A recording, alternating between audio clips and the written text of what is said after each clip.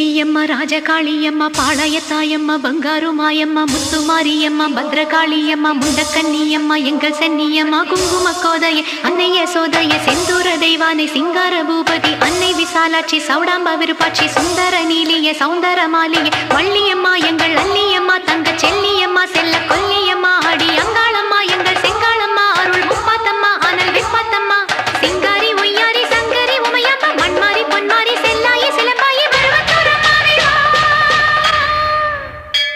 ஒரு தாலி வரம் கேட்டு வந்தேன் தாயம்மா